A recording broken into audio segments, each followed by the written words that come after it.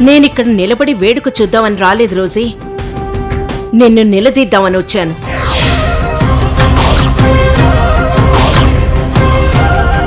ఏమైంది లక్ష్మి? ఎందుకంత కోపంగా ఉన్నావు? అశ్విని నీకు ముందే తెలుసా?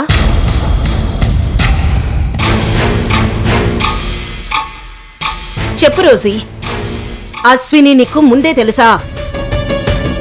లక్ష్మి, ఇప్పుడు ఆ విషయం గురించి ఎందుకు? ముందు ఈ కేక్ కటింగ్ అయిపోని మనం తర్వాత మాట్లాడుకుందాం. రోజీ చెప్పు రోజీ. తెలుసు.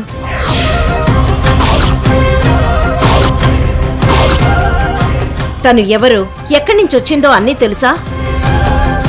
తెలుసు.